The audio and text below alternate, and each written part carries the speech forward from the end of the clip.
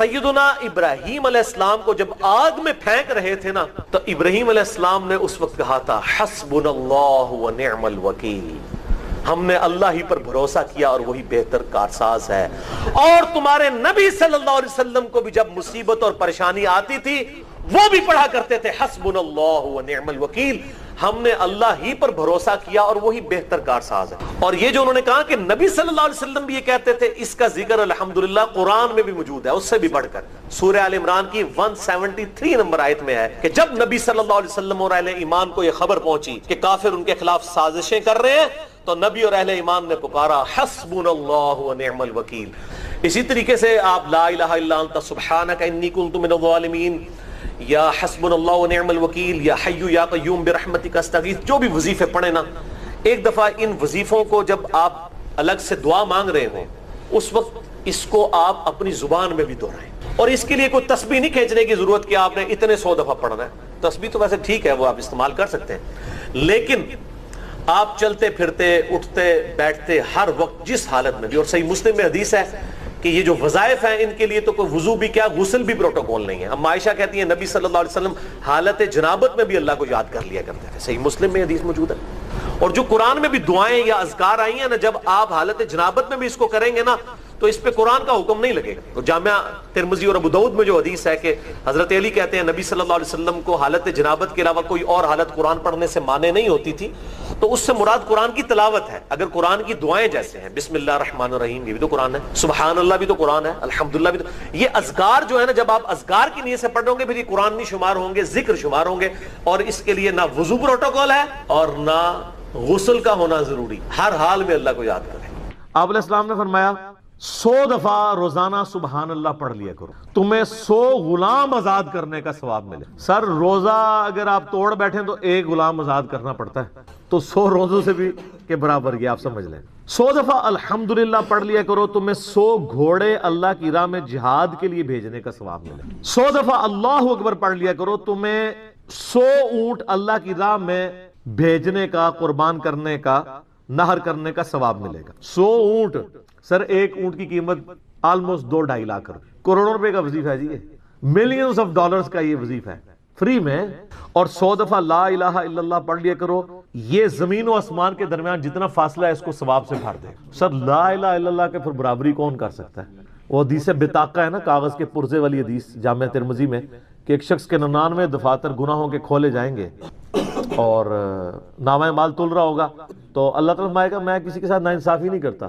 دوسری طرف ایک کاغذ کا ٹکڑا ڈالا جائے گا جس پہ لا الہ الا اللہ لکھا ہوگا، وہ شخص کہے گا یہ ایک ٹکڑا کیا کر سکتا ہے، بس وہ رکھنے کی دیر ہوگی وہ پڑھنا بھاری ہو جائے گا۔ اللہ کے نام سے تو وزنی کوئی چیز نہیں ہو سکتی، اسے کہتے ہیں کاغذ کے پرزے والی حدیث، اس کے لیے جنت کا حکم ہو جائے گا۔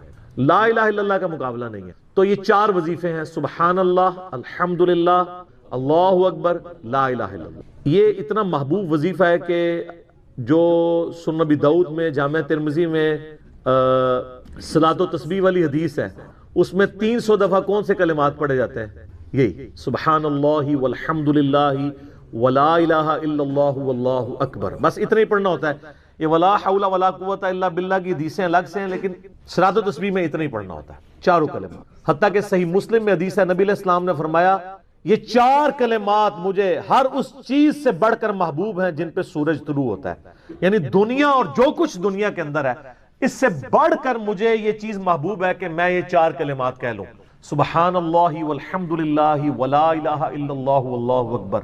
اور صحیح مسلم کی ایک اور حدیث ہے کہ نبی علیہ السلام نے فرمایا اللہ تعالیٰ کو اس سے بڑھ کر کوئی اور کلمات محبوب نہیں ہے، اور یہ حصہ بخاری میں بھی ہے اس کا، اور اس میں اللہ تعالیٰ کی طرف سے کوئی پابندی نہیں ہے، تم ان کی ترتیب بھی بدل سکتے ہو، یعنی سبحان اللہ کے بعد آپ اللہ اکبر پڑھ لیں، پھر لا الہ الا اللہ، کوئی فرق نہیں۔ یہ ایک اوپن چیز ہے، آپ یوں بھی کر سکتے ہیں کہ پہلے 100 دفعہ پڑھ لیں سبحان اللہ سبحان اللہ سبحان اللہ، الحمدللہ الحمدللہ الحمدللہ، اللہ اکبر، کیونکہ را کو پھر لام سے ملائیں گے، اللہ اکبر اللہ اکبر اللہ اکبر، لا الہ الا اللہ لا الہ الا اللہ لا الہ الا اللہ۔ اور یوں بھی پڑھ سکتے ہیں، وہ زیادہ بہتر ہے، سبحان اللہ والحمدللہ ولا الہ الا اللہ واللہ اکبر، کیونکہ اکبر پہ وقف کریں گے، ورنہ یہ سبحان اللہ تو الحمدللہ ہی پڑھ نہیں سکتے آپ، کیونکہ الحمدللہ الحمدللہ الحمدللہ بنے گا کنٹینیوس، جیسے اللہ اکبر اللہ اکبر اللہ اکبر بن، تو وقف کرنا پڑے گا سوائے سبحان اللہ کے. سبحان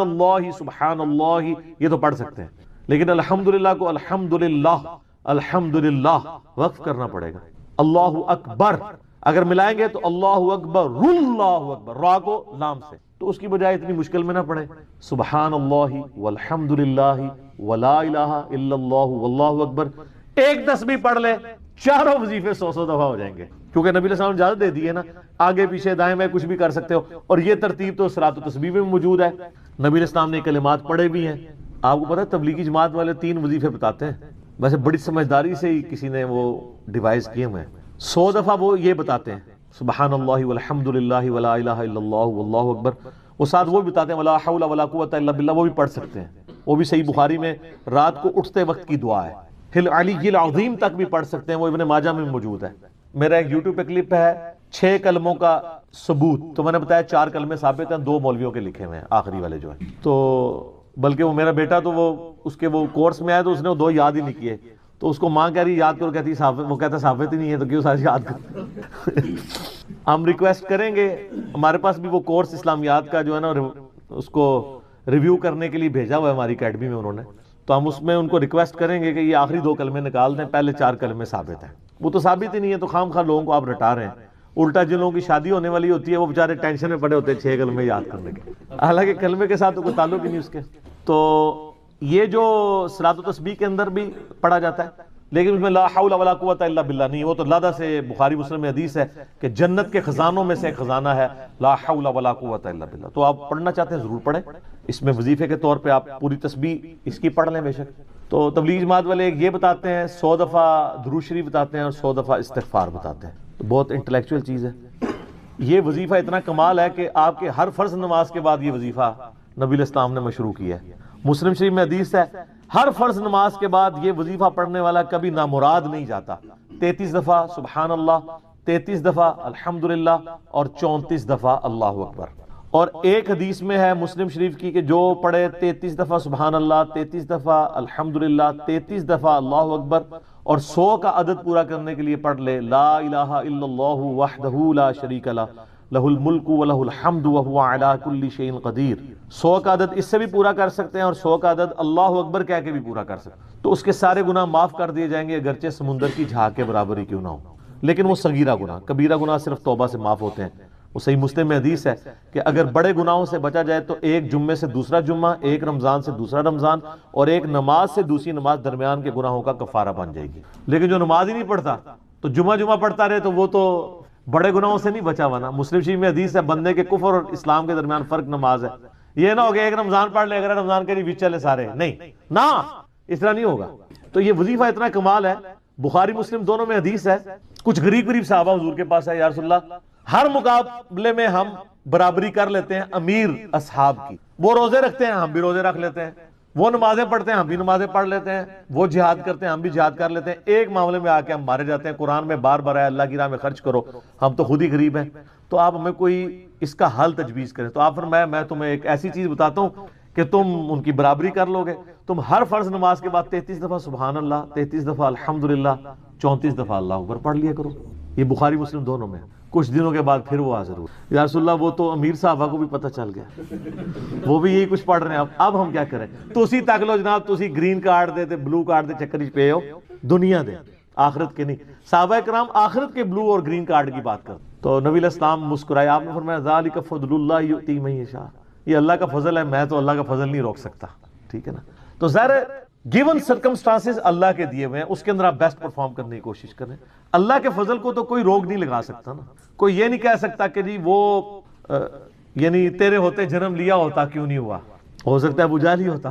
تو جس حال میں اللہ نے رکھا ہے اسی کو آپ بہتر سمجھیں. تو اس طرح کی کئی احادیث ہیں جو ان وظیفوں کو سپورٹ. اچھا مسلم شریف میں ایک حدیث میں یہ بھی آیا کہ 10 دفعہ سبحان اللہ، 10 دفعہ الحمدللہ اور 10 دفعہ اللہ اکبر. اگر کسی پاس ٹائم تھوڑا ہے نا تو فرض نماز کے بعد یہ بھی پڑھ سکتے، 10 دفعہ بھی وظیفہ یہ والا کیا جا سکتا. ایک بڑی رکت انگیز حدیث ہمارے یوسف بھائی نے اس پہ کلپ بھی بنایا ہے، صفین کی راتوں میں. بخاری مسلم دونوں میں حدیث ہے. مولا علی علیہ السلام خود روایت کر رہے ہیں. وہ کہتے ہیں کہ نبی علیہ السلام کو جب اللہ نے کشادگی دی، کچھ غلام آپ کو گفٹ ملے، تو میں نے فاطمہ سے کہا کہ تم پورا دن گھر کی صفائی کرتی ہو، چکی چلاتی ہو، اس کی وجہ سے ان کے ہاتھ پہ بھی نشان بن گئے تھے، اس طریقے سے سامان اٹھا کے لاتی تھیں تو وہ رسی کے نشان یہاں پڑے ہوئے تھے. تو نبی علیہ السلام سے جا کے جو ہے وہ ایک غلام ڈیمانڈ کر لیتے ہیں جو ہمیں ذرا ہیلپ آؤٹ کر دے گا، جب سب کو مل رہا ہے تو ہمیں بھی مل جائے گا.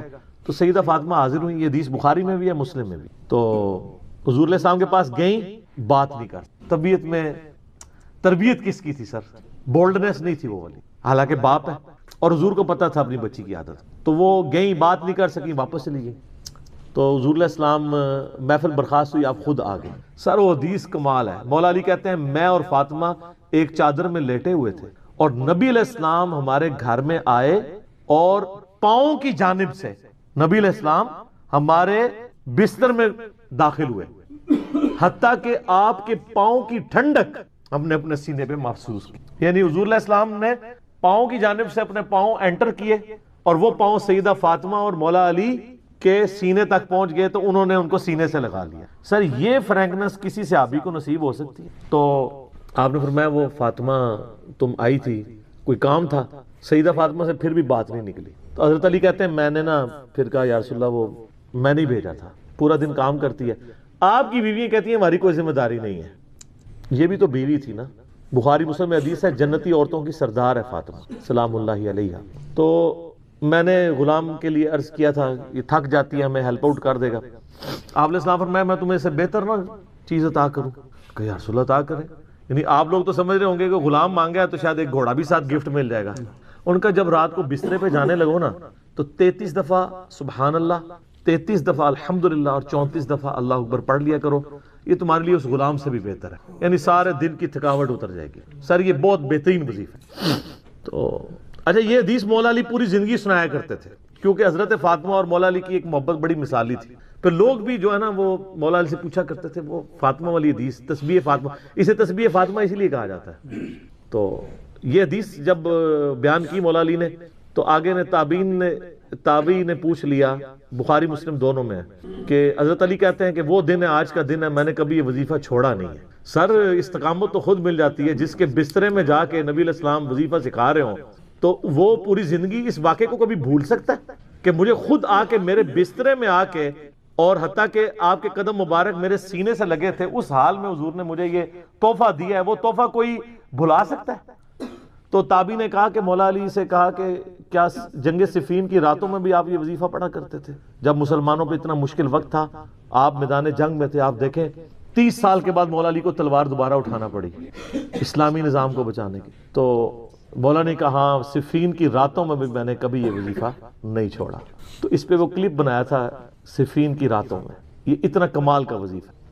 اللہ تعالیٰ ہمیں اس وظیفے پہ استقامت دے اور کچھ نہ کر سکیں یہ ضرور کیا کریں. بخاری مسلم میں حدیث ہے، عائشہ کہتی ہیں نبی علیہ السلام نے فرمایا کہ اللہ تعالیٰ کو سب سے بڑھ کر محبوب عمل وہ ہے جو مستقل مزاجی سے کیا جائے خواہ تھوڑا ہی کیوں نہ ہو، بنسبت اس عمل کے جو بہت زیادہ ہو لیکن مستقل مزاجی سے نہ ہو.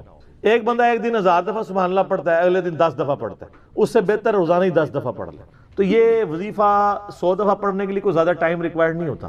آپ روٹین میں ہیں، آپ پاس دونوں آپشن ہیں، الگ الگ کر کے پڑھ لیں تب بھی ٹھیک ہے، ایک ہی دفعہ میں پڑھ لیں سبحان اللہ والحمدللہ ولا الہ الا اللہ واللہ اکبر تب بھی درست ہے. اور فرض نماز کے بعد تو اور کوئی وظیفہ، ایک آیت الکرسی والا وظیفہ اور یہ تسبیح فاطمہ والا وظیفہ اور تکبیر بلند کرنا، استغفار پڑھنا، اللہم انت السلام منک السلام، سارے اذکار اس میں لکھے ہوئے ہیں.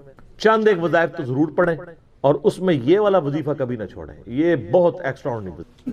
مغرب کی اذانیں شروع ہو چکی ہیں، بقیہ سوالات انشاءاللہ اذان مغرب کے وقفے کے بعد انشاءاللہ. جزاکم اللہ. لا الہ الا انت سبحانک انی من الظالمین. اور قرآن میں بھی ہے کذالک ننجی المؤمنین، ہم مومنین کو بھی نجات دیں گے جس طرح یونس کو دی تھی اس دعا کی برکت. میرا تو کلپ ہے مصیبت اور پریشانی سے بچاؤ کے 3 وظائف، اس میں سے ایک وظیفہ یہ ہے، دوسرا حسبنا اللہ ونعم الوکیل، تیسرا یا حی یا قیوم برحمت.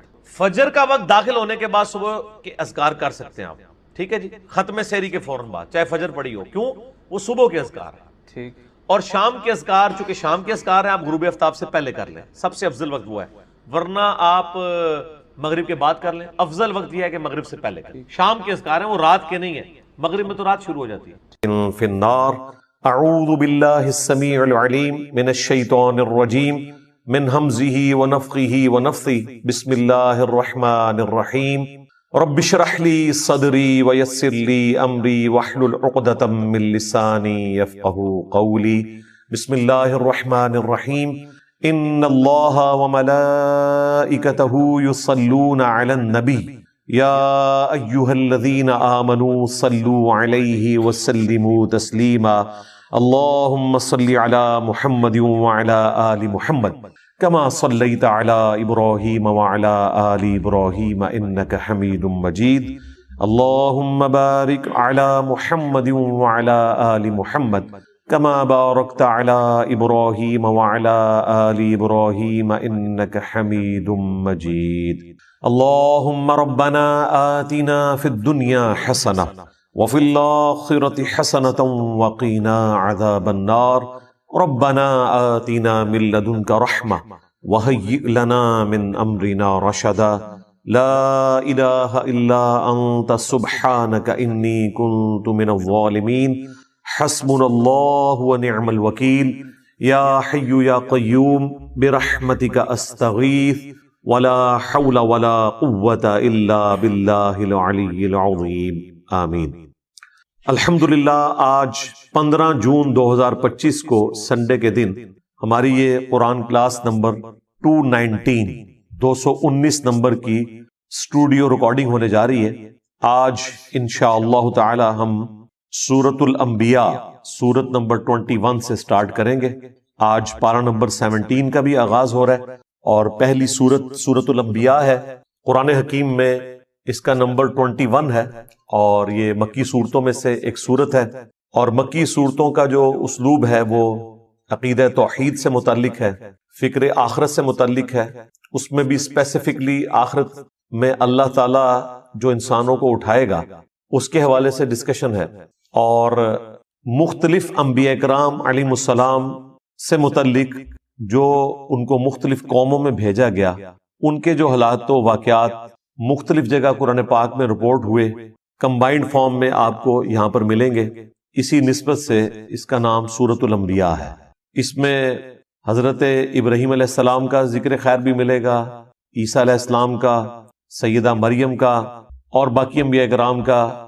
بعض کا نام آیا ہے، بعض کا تھوڑا تفصیلی ذکر آیا ہے، اور کنکلوژن اس کی اللہ کے محبوب صلی اللہ علیہ وآلہ وسلم کو جو اللہ تعالیٰ نے ٹائٹل دیا وَمَا أَرْسَلْنَاكَ إِلَّا رَحْمَةً لِّلْعَالَمِينَ، اس پہ جا کر یہ سورت کنکلوڈ ہوگی۔ انبیاء کرام علیہ السلام سے متعلق عقیدہ کیا ہونا چاہیے اور انبیاء کرام کا اپنا کیا عقیدہ ہوتا تھا، یہ دونوں چیزیں اس سورت کے اندر بیان ہوگی۔ عام آدمی جس نے قرآن کبھی ترجمے سے نہیں پڑھا، اس سے اگر پوچھا جائے کہ سورۃ الانبیاء میں کیا ہوگا، تو عموماً جو آپ کو ان پڑھ جاہل قسم کے لوگ علماء میں سے بھی اور واعظین میں سے بھی، وہ آپ کو یہی کہتے سنائی دیں گے کہ جی اس میں انبیاء کرام کی خوبصورتی کا بیان ہوگا، ان کی آنکھیں کیسی تھیں، ان کے بالوں کا رنگ کیسا تھا، وہ اس قسم کی باتیں بیان کرتے ہیں اور ممبروں سے کرتے ہیں۔ سورۃ الانبیاء سے بہتر اور کوئی سورت نہیں ہے بات بتانے کے لیے کہ انبیاء سے متعلق آپ کا کیا عقیدہ ہونا چاہیے اور انبیاء کا عقیدہ توحید اپنا کیا تھا۔ یہ دونوں باتیں اس میں بیان ہوئی ہیں، اور ہمارے سب کانٹیننٹ میں جو دین تصوف نے عقائد کی خرابی پروپیگیٹ کر دی ہے، اس کی جڑ کاٹنے کے لیے ایک سورت کافی ہے۔ چھوٹی سی سورت ہے اور عقیدہ توحید کو بھی واضح کرے گی، انبیاء کرام علیہ السلام کے اپنے سٹیٹس کو بھی واضح کرے گی کہ انبیاء کے بارے میں آپ نے کیا عقیدہ رکھنا ہے، ان کو منی گاڈ نہیں بنانا، اور انبیاء کرام ہر مشکل ہر پریشانی میں اپنے رب کی طرف رجوع لاتے تھے۔ اس کا ذکر بھی آپ کو اس میں ملے گا۔ یہ ڈومیننٹ چیز ہے سورۃ الانبیاء کے حوالے سے۔ سٹارٹ ہی میں آپ کو نبی اسلام کا جو ذکر خیر ہے، آپ کی جو دعوت توحید ہے، اس کے مقابلے پر مشرکین عرب نے جو آپ کو رسپانس کیا اور جو آپ کے لیے غلط زبان استعمال کی، آپ علیہ السلام کو جو تانے دیے، اور اس پر جو اللہ تعالیٰ کا جواب ہے، شروع کی چند آیات میں ہی آپ کو عقیدہ کلیئر ہو جائے گا۔ اس عقیدے کا کوئی لینا دینا نہیں ہے دین تصوف میں پھیلائے گئے عقیدوں سے، جن میں پیغمبر منی گاڈ ہوتا ہے، کوئی بزرگ بابا جو ہے وہ منی رسول ہوتا ہے، اور ان کے علماء جو ہیں وہ منی صحابی ہوتے ہیں۔ یعنی اس طرح ان کو ٹائٹل دیے ہوتے ہیں انہوں نے، اور ایسے مرتبے دیے ہوتے ہیں۔ یہ سٹارٹ ہی میں آپ کو بالکل کلیئر ہو جائے گا۔ اعوذ باللہ من الشیطان الرجیم بسم اللہ الرحمن الرحیم اقترب للناس حسابهم، قریب آ گیا ہے لوگوں کے حساب کا وقت، وہم فی غفلۃ معرضون، لیکن ان کا حال یہ ہے کہ وہ غفلت میں منہ پھیرے ہوئے ہیں۔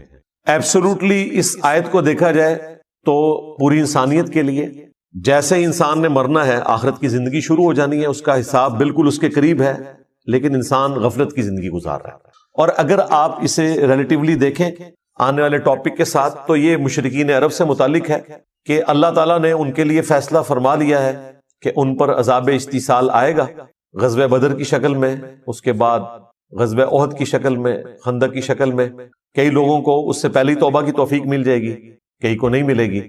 ان کے حساب کا وقت اب قریب آ چکا ہے، لیکن یہ غفلت میں منہ پھیرے ہوئے ہیں۔ ما یأتیہم من ذکر من ربہم محدث، ان کے رب کی طرف سے کوئی بھی نئی نصیحت نہیں آتی مگر اس حال میں الا استمعوہ وہم یلعبون، کہ وہ اسے سنتے تو ہیں مگر کھیل کود میں مگن ہوتے ہوئے، کیجول لیتے ہیں۔ سورۃ الفرقان میں آیا نا کہ اللہ کے نیک بندوں کی نشانی یہ ہے کہ وہ اندھے اور بہرے بن کر اللہ کی آیات پر نہیں گرتے، غور و تفکر کرتے ہیں۔ اللہ تعالیٰ کی طرف سے پیغام آیا، اسے سیریس لینے کی ضرورت ہے، بجائے اس کے کہ اسے سیریس لے وہ کہتے تھے یہ اگلے لوگوں کی کہانی ہے، اور پہلے بھی ہم نے اتنی باتیں سنی، کوئی عذاب نہیں آیا۔ اگر یہ نبی واقعی سچا ہے اور یہ کہتا ہے کہ مرنے کے بعد زندہ کیا جائے گا، تو بڑا آسان سا ٹیسٹ ہے، ہمارے ماں باپ کو زندہ کر دے، ہمارے سامنے لے آئے، ہم اس پہ ایمان لے آئیں گے۔ تو بھائی اگر یہ سب کچھ ہو جائے تو پھر آپ کون سا ایمان لے کر آئے؟ ایمان کا تو مطلب ہی ہے غیب میں دیکھ کر ماننا۔ ان الذین یخشون ربہم بالغیب لہم مغفرۃ واجر کبیر، جو اپنے رب سے بغیر دیکھے ڈرتے ہیں ان کے لیے مغفرت اور بڑا اجر ہے۔ دیکھ کر تو سب نے مان لینا ہے۔ تو اللہ تعالیٰ فرما رہا ہے ان کے پاس کوئی بھی نصیحت آتی ہے، قرآن کی کوئی بھی صورت نازل ہوتی ہے، آیات نازل ہوتی ہیں، تو وہ اسے کیجول لیتے ہیں، اس حال میں سنتے ہیں کہ وہ کھیل میں مگن ہے۔ آج مسلمانوں کا بھی یہی حال ہے۔ مسلمان تو خیر اس سے بھی پیچھے چلے گئے، وہ کم از کم سن لیتے تھے، یہ تو سننے سے بھی قاصر ہے، عربی آتی نہیں ہے، ترجمہ سنتے نہیں ہیں۔ لاہیۃ قلوبہم، ان کے دل غافل ہو چکے ہیں، وَأَسَرُّ النَّجْوَى، اور یہ آپس میں سرگوشیاں کرتے ہیں، الذین ظلموا، جو کہ ظالم لوگ ہیں، اور کہتے کیا ہیں؟ هل هذا الا بشر مثلکم، یہ تو نہیں مگر تمہارے جیسا ہی ایک انسان، یعنی نبی اسلام کے بارے میں وہ کہتے ہیں یہ تمہارے جیسے ہی ایک انسان ہے، اس نے جو دعوی پیغمبری کیا ہے اس میں اور ہم میں کوئی فرق نہیں، نعوذ باللہ۔ افتأتون السحر وانتم تبصرون، کیا تم پیروی کرو گے اس جادو کی جس کو تم اپنی آنکھوں سے دیکھ رہے ہو کہ یہ جادو کر رہا ہے، اس میں کوئی حقیقت نہیں ہے، تو آنکھوں سے دیکھنے کے باوجود تم اس سحر کی پیروی کرنا شروع کر دو گے، وَلِعَوْذُ بِاللَّهِ تَعَالَى۔ یہ نبی اسلام کے لیے وہ غلط کلمات استعمال کرتے تھے، اس کے بعد بھی کافی ساری چیزیں آئیں گی، لیکن اس میں غور طرف بات یہ ہے کہ ان کی بات سچ ہے لیکن اس کا اینگل انہوں نے غلط دیا ہوا ہے۔ یہ بات تو سچ ہے کہ نبی اسلام بھی انسان ہی تھے، سورہ بنی اسرائیل میں آیا کہ اگر زمین پر فرشتے آباد ہوتے تو ہم فرشتوں میں سے پیغمبر بھیجتے، اب چونکہ انسان آباد ہیں تو انسانوں میں سے پیغمبر آئے گا، بات سچ ہے، لیکن بظاہر تو یہ ہماری طرح کے انسان ہیں، اس میں کوئی شک نہیں ہے۔ سب سے بڑا فرق اس حوالے سے جو وہ ایمفسائز نہیں کرتے تھے وہ یہ تھا کہ ان پر اللہ کی طرف سے وحی آتی ہے، اور وہ ایسا کلام لے کر آئے ہیں عربیوں میں کہ عربی بھی ششدر رہ گئے قرآن کے اس اعجاز کو دیکھ کر۔ اسی وجہ سے جو لوگ حق سے غافل تھے انہوں نے یہ کہنا شروع کر دیا گویا کہ نبی اسلام جادو کر دیتے ہیں لوگوں کے اوپر، جو بھی سنتا ہے وہ آپ پر ایمان لے آتا ہے اگر وہ سلیم الفطرت ہوا، اگر بے ایمانی پہ اترا ہوا ہے تو اس کے لیے قرآن میں کوئی ہدایت نہیں، سیدھی سی بات ہے۔ قرآن میں ہدایت اس کے لیے جو واقعی ہدایت قبول کرنا چاہے۔ صحیح مسلم میں جو دماد نامی ایک عامل کا ذکر ملتا ہے، اردو میں ہم زماد کہتے ہیں، عربی میں دماد ضاد کے ساتھ، وہ جھاڑ پھونک کا کام کرتا تھا۔ صحیح مسلم شریف میں آتا ہے کہ وہ جب مکے میں آیا تو کچھ لوگوں نے اس سے کہا کہ اس طرح ہمارے ایک بڑے ڈائنامک انسان تھے، بڑی اچھی پرسنالٹی محمد صلی اللہ علیہ وآلہ وسلم کی، اور کچھ عرصے سے انہوں نے یہ باتیں کرنا شروع کر دی ہیں، ہمیں لگتا ہے کہ وہ غار ہرا میں جو گئے تھے وہاں پر ان کے اوپر کوئی آسیب کا سایہ ہو گیا، تو تم علاج کرنا جانتے ہو تو تم ان کا علاج کرو، کوئی جادو ہو گیا ان کے اوپر یا آسیب آ گیا۔ صحیح مسلم کے الفاظ ہیں کہ وہ نبی اسلام کے پاس آیا تو اس نے کہا کہ اے محمد اگر آپ چاہیں تو میں آپ کا علاج کر سکتا ہوں، آپ بتائیں کہ آپ کیا دعوت رکھتے ہیں، میں آپ کی بات سننا چاہتا ہوں تاکہ میں جج کروں۔ تو نبی اسلام نے ابھی قرآن تلاوت نہیں کیا، آپ نے صرف خطبے کے سٹارٹ کے الفاظ اس کے سامنے تلاوت کیے، ان الحمد للہ نحمده ونستعینه ونستغفره ونعوذ باللہ من شرور انفسنا ومن سیئات اعمالنا۔ یہ خطبہ جو میں سٹارٹ میں پڑھتا ہوں، اس نے کہا کہ ایک دفعہ مجھے دوبارہ سنائیں، دوبارہ سنا تو اس نے کہا میں گواہی دیتا ہوں کہ آپ اللہ کے رسول ہیں۔ یہ کلام ایسا کلام ہے ہی نہیں ہے، ابھی قرآن نہیں پڑھا تھا، صرف خطبے کے الفاظ، اور ظاہر اس میں تو دعوت تھی نا، آپ نے گاڈ اورینٹڈ ہونا ہے۔ ساحروں کی گفتگو اس قسم کی تو نہیں ہوتی، شاعروں کی گفتگو اس قسم کی تو نہیں ہوتی، وہ تو خوابوں کی دنیا میں رہتے ہیں، وہ تو عشق مجازی کا شکار ہوئے رہتے ہیں، یہ تو گاڈ اورینٹڈ چیز، اور وہ بھی اتنی پروفیشن کے ساتھ، وہ ایمان لے آیا۔ اب اس فیلڈ کے ایکسپرٹ نے اسلام قبول کر لیا، ہونا تو چاہیے تھا جن لوگوں نے بھیجا تھا وہ سارے بھی مسلمان ہوتے، کیونکہ جس بندے کے اوپر ان کا تکیہ تھا وہ ایمان لے آیا، لیکن وہی ہوا جس طرح جادوگر ایمان لے آئے، فرعون نہیں ایمان لے کر آیا، حالانکہ فرعون کو ایمان لانا چاہیے تھا کہ اس کے اپنے جادوگر مان گئے کہ یہ جادو نہیں ہے۔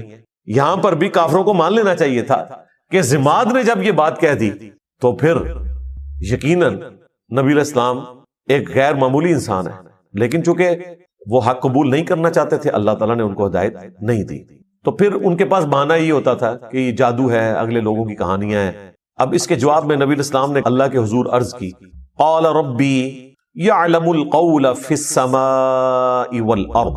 نبی علیہ السلام نے کہا کہ میرا رب خوب جانتا ہے جو بات کہی جاتی ہے آسمان میں اور زمین میں، وہو السمیع العلیم، اور وہی سننے والا ہے، سب کچھ جاننے والا ہے۔ یعنی نبی علیہ السلام نے اپنے غم کی فریاد اپنے رب کے حضور رکھی، اور مشرکین عرب سے کہا کہ یہ جو کچھ تم باتیں کر رہے ہو نا میرے بارے میں، میرا رب خوب جانتا ہے، اسے تو پتا ہے کہ میں اللہ کا پیغمبر ہوں، ہر چیز سے وہ واقف ہے۔ بل قالوا اضغاث احلام، بلکہ وہ یہ بھی کہنا شروع ہو گئے کہ یہ پریشان خواب ہیں، بل افتراہ، بلکہ یہ خود سے انہوں نے گھڑ لیا ہے، بل ہوا شاعر، نہیں بلکہ یہ شاعر ہے، خود بھی ایک بات کے اوپر قائم نہیں ہے۔ دیکھیں اگر کسی شخص کو یہ پتا چل گیا کہ یہ سامنے والا بندہ کیا ہے تو وہ بار بار اپنا بیان تو نہیں بدلتا۔ تم نے ساحر کہا، چیپٹر کلوز کرو، نہیں تسلی نہیں ہوئی کیونکہ جھوٹ کہا ہوا تھا نا۔ کسی کو یہ لالی پاپ دے دیا کہ ان کو خواب آتے رہتے ہیں، وہ یہ بیان کرتے ہیں۔ بعض جگہ پہ آیا کہ یہ اساطیر الاولین ہے، اگلے لوگوں کی کہانیاں بیان کرتے ہیں۔ اچھا، بعض لوگوں کو انہوں نے کہا کہ انہوں نے اللہ پر جھوٹ باندھ دیا، اور بعض کو کہا کہ یہ شاعر ہے۔ اب اتنے زیادہ بیانات، جادوگر، دیوانہ، اگلے لوگوں کی کہانیاں، پریشان خواب، جھوٹ گھاڑ لیا ہے، شاعر ہیں، مجنون ہیں، یعنی یہ 7 تو میں نے انگلیوں پہ آپ کو گنوا دی گالیاں جو وہ دیا کرتے تھے اپنے نظام میں۔ اب اس کے اگینسٹ نبی علیہ السلام کو نبوت ثابت کرنے کے لیے وہ ڈیمانڈ کیا رکھ رہے ہیں؟ فَلْيَأْتِنَا بِآیَةٍ كَمَا أُرْسِلَ الْأَوَّلُونَ، اگر واقعی یہ پیغمبر ہے نا تو یہ اس طرح کے معجزات کیوں نہیں لے کر آتا جو معجزات اگلے لوگوں کو، اگلے پیغمبروں کو دیے گئے تھے۔ یعنی یہ ہمیں خود ہی بتاتا ہے کہ موسیٰ علیہ السلام کے پاس عصا کا معجزہ تھا، وہ اژدہا بن جاتا تھا، عیسیٰ علیہ السلام مردوں کو زندہ کر دیتے تھے، تو اس قسم کا کوئی معجزہ یہ ہمیں بھی کر کے دکھائے، ہم مان لیں گے۔ اچھا، یہاں تک اگر بات دیکھی جائے تو لاجیکلی ان کی بات درست ہے کہ جو پیغمبر عوام کے سامنے اگلے انبیاء کے واقعات بیان کر کے اور ان کے معجزات بتا کر دعوی نبوت کر رہے ہیں، تو اس کا منطقی نتیجہ یہ ہے کہ اس کے مخاطبین اس سے کہیں کہ اچھا یہ جو آپ بتا رہے ہیں آپ بھی کر کے بتائیں نا، تو ہم آپ پر ایمان لے آئیں گے۔ تو یہ ڈیمانڈ کوئی غلط نہیں تھی ان کی، لیکن اللہ کا فیصلہ کچھ اور تھا۔ اللہ تعالیٰ نے اس کے جواب میں کیا فرمایا؟ اس جگہ پر ہر جگہ جواب ڈیفرنٹ آئے گا، یہاں پر کیا جواب آیا؟ ما آمنت قبلہم من قریۃ اہلکناہا، ان سے پہلے جو بستیاں ہلاک کر دی گئیں ان کے رہنے والے بھی ایمان نہیں لے کر آئے تھے۔ افہم یؤمنون، تو کیا اب یہ لوگ ایمان لے آئیں گے؟ یعنی اللہ تعالیٰ نے اپنا ایک رول بتا دیا کہ اگلے انبیاء کے ماننے والوں کی ڈیمانڈ کے اوپر ہم نے منہ مانگے معجزات دکھائے، تو اس کا اینڈ رزلٹ یہی نکلا کہ ایمان وہ نہیں لے کر آئے۔ تو ان کے ساتھ بھی یہی ہونا ہے، اگر ہم نے ان کا منہ مانگا معجزہ دکھا دیا تو یہ ایمان نہیں لائیں گے، لیکن اس کے بعد رزلٹ کیا نکلے گا؟ وہ سورہ بنی اسرائیل میں اللہ تعالیٰ نے جب 9 معجزات کا ذکر کیا جو نبی علیہ السلام سے وہ ڈیمانڈ کرتے تھے، انہوں نے ایک پوری لسٹ ان کو پیش کی تھی کہ آپ آسمان پر چڑھ کر بتائیں، ہمارے سامنے چڑھے اور ہمارے سامنے آپ کتاب لے کر اترے، ہم مان لیں گے۔ آپ کا کوئی باغ ہو جس میں آپ نہریں رواں کر دیں، آپ کا سونے کا کوئی گھر ہو، اس قسم کی وہ ڈیمانڈ کرتے تھے۔ اس کے جواب میں اللہ تعالیٰ نے فرمایا کہ تم فرماؤ کہ میں بشر ہوں، رسول ہوں، میرا کام دعوت حق پیش کرنا ہے، یہ معجزات اللہ کے پاس ہے۔ اور پھر کئی جگہ پر قرآن پاک میں اس بات کا جواب اللہ تعالیٰ نے اس طریقے سے دیا کہ اگر ہم ان کو منہ مانگا معجزہ دکھا دیں گے پھر ان کے لیے وقت مقرر کر دیا جائے گا، پھر یہ توبہ نہیں کر سکتے، اگر ایمان نہیں لائیں گے تو ہلاک کر دیے جائیں گے، جس طرح کے اگلے لوگ ہلاک کر دیے گئے۔ سورۃ المائدہ کے اینڈ میں بھی آتا ہے نا، جب عیسیٰ علیہ السلام کے ماننے والوں نے کہا نا کہ آپ آسمان سے ہمارے لیے کھانا نازل ہونے کی دعا کریں، تو عیسیٰ علیہ السلام نے کیا کہا تھا کہ اگر تمہیں یہ منہ مانگا معجزہ دکھایا گیا اور یہ کھانا نازل ہوا اور پھر جس نے انکار کیا پھر اللہ تعالیٰ کی طرف سے عذاب آئے گا۔ یہ اللہ تعالیٰ نے فرمایا کہ میری طرف سے اعلان ہے، ان کو سنا دو۔ تو یہ اللہ تعالیٰ کا قانون ہے کہ جب منہ مانگا معجزہ پورا کیا جائے، اس پر انکار آئے تو پھر اللہ تعالیٰ اس قوم کو ہلاک کر دیتا ہے۔ لہٰذا یہ اللہ تعالیٰ کی رحمت ہے کہ منہ مانگا معجزہ نہ دکھایا جائے۔ رہا یہ وسوسہ آنا کہ ہو سکتا ہے کہ وہ ایمان لے آئیں، تو بھائی پورا ٹریک ریکارڈ ہے، لوگ ایمان نہیں لے کر آئے۔ سورۃ الانعام میں سورہ الحجر میں اللہ تعالیٰ نے فرمایا کہ اگر ہم ان کی آنکھوں کے سامنے آسمان سے قرآن کو نازل کرتے تختیوں کے اوپر اور یہ نازل ہوتا ہوا دیکھ لیتے اور اس لکھی ہوئی کتاب کو اپنے ہاتھوں سے چھو بھی لیتے، تب بھی انہوں نے یہ کہنا تھا کہ ہماری آنکھوں پر جادو کر دیا گیا، یعنی دل بے ایمان تے اجتا ڈھیر۔ آپ یہ نہ سمجھیں کہ اگر ان کی وہ ڈیمانڈ پوری کی جاتی تو انہوں نے مان لینا تھا، بالکل نہیں ماننا تھا۔ کیا جادوگروں کے ایمان لانے کے بعد فرعون نے مان لیا تھا کہ میرے ایکسپرٹس نے ڈکلیئر کر دیا ہے کہ یہ جادو نہیں ہے، یہ پیغمبر ہے؟ نہیں مانا۔ تو یہ اللہ کی رحمت ہے، منہ مانگا معجزہ نہ دکھانا۔ اگر منہ مانگا معجزہ دکھا دیا جائے تو پھر اللہ تعالیٰ کا عذاب آ جاتا ہے اور پھر وہ عذاب ٹلتا نہیں ہے۔ اگر کوئی اس وقت توبہ بھی کرے اس کی توبہ قبول نہیں ہے۔ یہی بات اللہ تعالیٰ نے یہاں کی۔ کیا ان سے پہلے لوگ جن کو ہم نے ہلاک کیا ان قوموں کو، وہ ایمان لے آئے تھے جو یہ ایمان لے آئیں گے؟ اب اس سے یہ بھی پتا چل گیا کہ نبی علیہ السلام کو اللہ تعالیٰ نے کافروں کو دکھانے کی خاطر اس قسم کا کوئی معجزہ نہیں دیا جو کافر ڈیمانڈ کیا کرتے تھے۔ لہٰذا یہ دعویٰ کرنا کہ عبد القادر جیلانی نے مردہ زندہ کیا اور اس میں یہ رنگ بھرنا کہ چونکہ حضرت عیسیٰ علیہ السلام نے مردہ زندہ کیا تھا تو اس امت کے اولیاء جو ہیں وہ بنی اسرائیل کے پیغمبروں کی طرح ہیں، یہ کوئی آیت حدیث نہیں ہے، یہ ایک آپ سمجھ لیں قرآن و حدیث سے ڈیڈکٹ ہوئی ہے بات، اور وہ صرف علماء کے لیے نہیں ہے، یہ پوری امت ہی نبیوں والا کام کر رہی ہے۔ کنتم خیر امت اخرجت للناس تأمرون بالمعروف وتنہون عن المنکر، یہ پوری امت ختم نبوت کی برکت سے نبیوں والا کام کر رہی ہے۔ اس اعتبار سے پوری امت بنی اسرائیل کے پیغمبروں کی طرح ہے، کام کرنے کے اعتبار سے، مرتبے کی نہیں بات ہو رہی، یہ ذہن میں رکھیے گا۔ انبیاء کے مرتبے کو کوئی نہیں پہنچ سکتا، کام کرنے کے اعتبار سے۔ اب جن کی پرائمری رسپانسبلٹی تھی دعوت حق پیش کرنا، یعنی کہ اللہ کے محبوب صلی اللہ علیہ وآلہ وسلم، ان کے مخالفین جو تانا دیا کرتے تھے، اس تانے کو ختم کرنے کے لیے بھی اللہ تعالیٰ نے نبی علیہ السلام کو عصا کا معجزہ یا مردہ زندہ کرنے کا معجزہ نہیں دیا۔ تو عبد القادر جیلانی تو شاہی کوئی نہیں، یہ ساری سٹوریاں کہانیاں بنائی ہوئی ہیں۔ پھر عبد القادر جیلانی کو بھی جسٹیفائی کرنے کے لیے نبی علیہ السلام سے متعلق بھی ایک جھوٹا واقعہ مشہور کر دیا کہ ایک صحابی کے بچے نے جو ہے وہ دوسرے بچے کو ذبح کیا، اور پھر نبی علیہ السلام کی دعوت کو جابر بن عبداللہ کی طرف منسوب ایک توبہ توبہ توبہ۔ قرآن تو بالکل اور بات کر رہا ہے۔ پھر ہمارے جو خادم رضوی صاحب تھے وہ کہتے ہیں کہ ممتاز قادری جو ہے وہ اپنی ایمبولینس سے باہر نکل آیا اور قبر پہ گئے تو 2 تلواریں اٹھائے بار نکل آیا، اور جیسے ہی پولیس والے قریب آئے تو ڈر کے پھر دوبارہ لیٹ گیا۔ یہ میں کہہ رہا ہوں پوری دنیا نو بریلوی کر لو یار، اس طرح کا منظر دکھا کے، سب جھوٹ ہے، اس طرح نہیں ہو سکتا بھائی۔ اگر نبی علیہ السلام کو وہ معجزات نہیں دیے گئے نا تو باقیوں کو تو دینے کی ضرورت ہی نہیں ہے نا۔ باقیوں کو منوانا تو نہیں ہوتا، اللہ نے منوانا صرف پیغمبر کو ہوتا ہے۔ پیغمبر کے بعد کرامت کا کنسپٹ یہ ہے کہ اللہ تعالیٰ کسی پہ کرم کرتا ہے، کوئی کر کے نہیں کچھ دکھا سکتا، یہ ذہن میں رکھیے گا کہ میں یہ کرنے لگا ہوں یا میں یہ کر سکتا ہوں۔ یہ صرف نبی کہہ سکتا ہے، وہ بھی اتنا جتنا اللہ اس کو بتائے، کیونکہ نبی کو منوانا ہوتا ہے، غیر نبی کو تو نہیں منوانا ہوتا.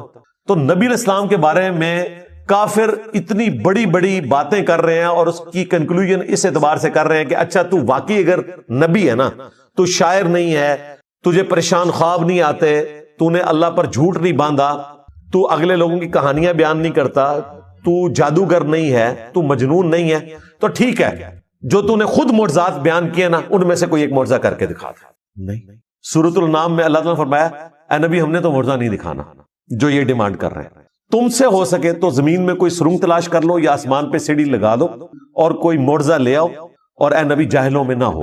اتنے سخت الفاظ. یہ قرآن ہے بھائی، یہ کتابوں کا خدا ہے، یہ بابوں کا خدا نہیں ہے، یہ بابوں کا پیغمبر نہیں ہے، یہ بابوں کا دین نہیں ہے، یہ کتابوں کا دین ہے جو واقعی صحیح بات اللہ تعالیٰ کی طرف سے انسانیت کو پہنچائی گئی ہے. تو کلیئر کٹ اللہ تعالیٰ نے فرمایا کہ چونکہ اگلے لوگ ایمان نہیں لے کر آئے تھے، یہ بھی نہیں لائیں گے، لہٰذا ان کے لیے یہ ہے کہ انہیں ڈھیل دی جائے اور منہ مانگا معجزہ نہ دکھایا جائے. سورۃ الانبیاء کی 6 آیات پوری ہوئی ہیں اور مسلمانوں کی اکثریت کا عقیدہ اس کا جنازہ نکل گیا کہ اس عقیدے کا کوئی لینا دینا نہیں ہے قرآن و سنت کے عقائد کے ساتھ. سورۃ الانبیاء یہ پڑھ کے بتا دیتے تو انہیں پتا چل جاتا کہ انبیاء کا کیا سٹیٹس ہے. اس کے جواب میں اگر یہ قرآن کی آیات آدھی پڑھی جائیں اور ان سے پوچھا جائے کہ بتاؤ پھر اللہ نے کیا جواب دیا ہوگا، تو یہ تو آپ کو یہی بتائیں گے کہ اللہ تعالیٰ نے پھر معجزات دے دیے ہوں گے. تو ایسا نہیں ہوا. سورۃ العنکبوت میں اللہ تعالیٰ نے فرمایا کہ اے نبی اس قرآن کے نزول سے پہلے نہ تو آپ کتاب میں سے کچھ پڑھ سکتے تھے، نہ اپنے دائیں ہاتھ سے کچھ لکھ سکتے تھے، ورنہ یہ چیز کافروں کو شک میں مبتلا کر دیتی کہ یہ کتاب آپ نے خود لکھ لی ہے. کیا ان کے لیے کافی نہیں ہے کہ اللہ تعالیٰ کی آیات صبح و شام ان پر تلاوت کی جاتی ہیں؟ یہ معجزہ ہے. تو دعوی نبوت والا معجزہ نبی علیہ السلام کا قرآن ہے، جس طرح کہ عیسیٰ علیہ السلام کا مردوں کو زندہ کرنا اور موسیٰ علیہ السلام کا لاٹھی کو پھینک کر اژدہا بنانا اور اسے ہاتھ لگانا اور دوبارہ اس کا لاٹھی بننا. اس طریقے پہ نبی علیہ السلام کا معجزہ یہ قرآن ہے. یہ سورۃ العنکبوت میں اور کئی سورتوں میں ذکر ہوا اور نبی علیہ السلام نے تو بالکل کھول کر اس کو مزید بیان کیا. بخاری مسلم میں حدیث ہے اللہ تعالیٰ نے ہر نبی کو کوئی نہ کوئی معجزہ دیا تھا. یہ معجزہ تو ہم ویسے علم الکلام میں استعمال کرتے ہیں، قرآن و سنت میں اس کے لیے ٹرم آتی ہے آیتن.